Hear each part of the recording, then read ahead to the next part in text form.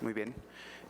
Vamos a pasar brevemente a la sesión de preguntas y respuestas. No sé si tenga alguien alguna pregunta del auditorio acerca del tratamiento. No. Okay. So I would like to. So there's a question there. Sí, adelante. I'll repeat the question. Quisiera preguntar si tiene experiencia en el contexto neoadyuvante, enfermedad y resecado. So any experience on the neoadjuvant setting? Neoadjuvant. Okay. So important here to clarify 2 points, and I think already we mentioned that. Neoadjuvant is not conversion therapy. Neoadjuvant means that we really have a tumor that's resectable, and the aim is to really enhance on the potential, check how it responds to chemotherapy, tolerate the chemotherapy before surgery, and of course enhance the outcome in regard to survival. I would say that lately at Memorial, the surgery colleagues invited us to comment on the whole neoadjuvant business altogether. And all that data that I showed and more on top has been noticed. And I have to give credit. Actually, it came from really world experts in the field.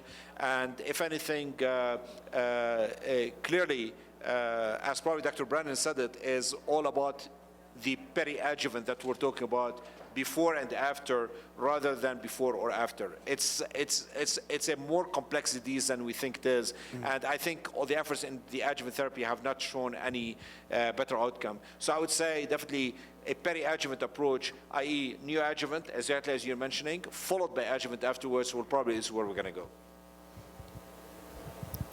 Acá, por favor.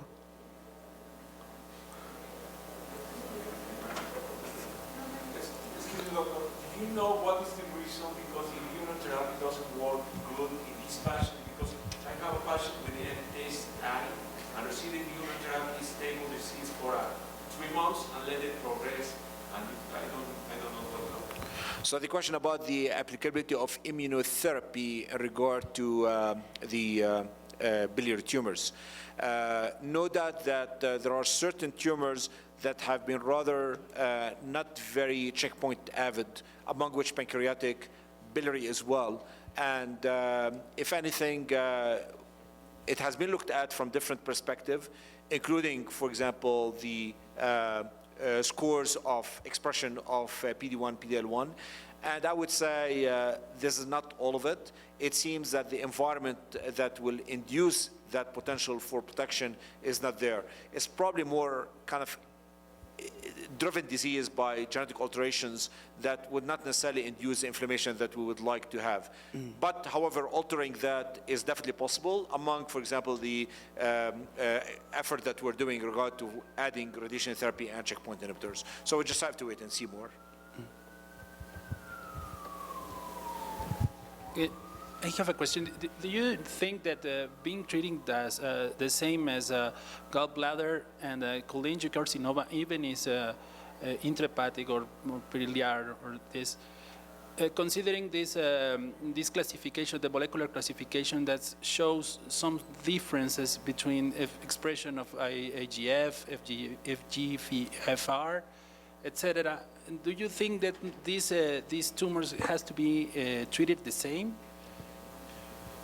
So no question that our efforts have been in regard to gallbladder, intra and extrahepatic cholangiocarcinoma have been to lump them all together in one basket for chemotherapy studies. Even though in some of the studies, the subgroup analyses may have suggested some differences in regard to gallbladder versus other tumors. And I would say that our effort, in my effort as the chair for the task force for the hepatobiliary cancers with NCI, our effort has been to really split them into different diseases, because no doubt that this will be the only way we'll be able to understand better what exact chemotherapy does, and more importantly is the question of adjuvant therapy. That's really one of the shortcomings of the adjuvant treatments, is they were given for different diseases rather than one specific. And of course, lastly, as is the genetic alterations are going to be very critical.